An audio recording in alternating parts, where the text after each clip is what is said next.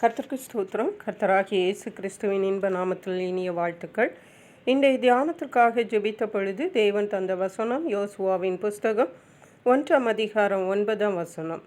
நான் உனக்கு கட்டளையிடவில்லையா? பலங்கொண்டு திடமனதாயிரு, திகையாதே, கலங்காதே, நீ போகுமிடமெல்லாம் உன் தேவனாகிய கர்த்தர் உன்னோடே இருக்கிறார் என்றார். நம்முடைய கர்த்தராகிய இயேசு கிறிஸ்து நம்மை பலப்படுத்துகிற தேவன். அவர் நம்மோடு கூட இருந்து எல்லா பயத்துக்கும் நம்மை நீங்களாக்கி விடுவிக்கிற தேவன். அவருடைய பிள்ளைகள் எப்போதும் சந்தோஷமாக இருக்க வேண்டும், எதை குறித்தும் பயப்படக்கூடாது என்பதுதான் அவருடைய விருப்பம். யோசுவா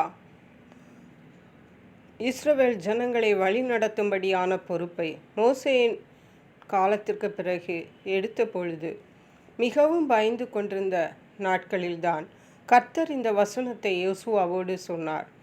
நான் உனக்கு கட்டளையிடவில்லையா? அது ஒரு கட்டளை, தேவனுடைய கட்டளை. பலங்கொண்டு திடமனதாயிரு. ஹல்லேலூயா. திகையாதே, கலங்காதே.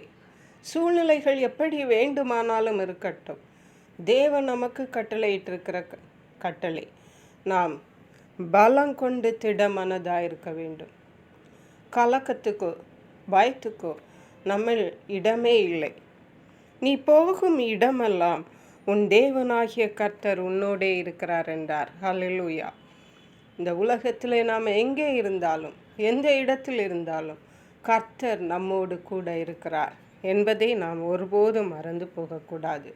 அப்படி சொல்லி அந்த யோசுவாவை திடப்படுத்தி தைரியப்படுத்தின தேவன் யோசுவாவோடு கூட இருந்து தேவன் என்ன நோக்கத்திற்காக அந்த கானான் தேசத்தை இஸ்ரவேல் ஜனங்களுக்கு பங்கிட்டு கொடுக்கும்படியாக அழைத்தார், அதை எல்லாவற்றையும் அப்படியே தேவனுடைய சித்தத்தின்படி நிறைவேற்றி முடிக்கும்படியாக யோசுவாவை கர்த்தர் பலப்படுத்தினார், பிரயோஜனப்படுத்தினார். ஹல்லேலூயா.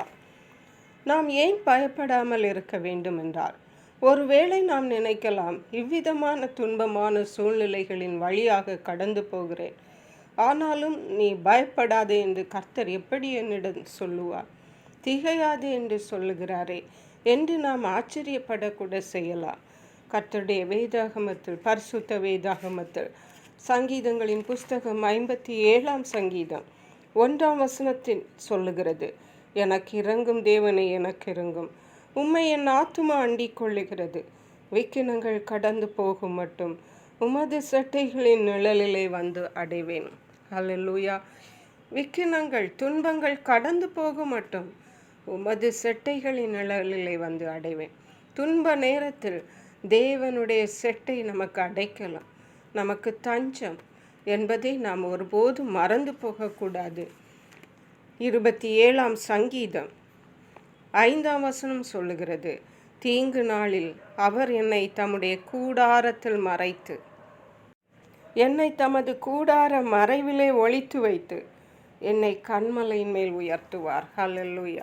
அருமையான கர்த்தருடைய பிள்ளைகளே, நம்முடைய சூழ்நிலைகள் எல்லாவற்றிலும் கர்த்தர் நமக்கு அடைக்கலமாக இருக்கிறார். அவருடைய சிறகு நமக்கு தஞ்சமாக இருக்கிறது. நம்மை எல்லா தீமைக்கும் விலக்கி பாதுகாக்கிறார்.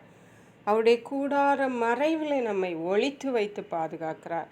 ஆகவே தான் நாம் பயப்பட வேண்டாம், பலங்கொண்டு திடமனதாக இருக்க வேண்டும் என்று கர்த்தர் சொல்லுகிறார். இன்றைக்கு நம்முடைய வாழ்விலே சூழ்நிலைகள் எப்படி இருந்தாலும் நாம் பயப்படாமல் திடமனதாக இருப்போம். கர்த்தர் தாமே அதற்கேற்ற கிருபைகளை தந்து நம்மை வழி நடத்துவாராக. ஜெபிப்போம்.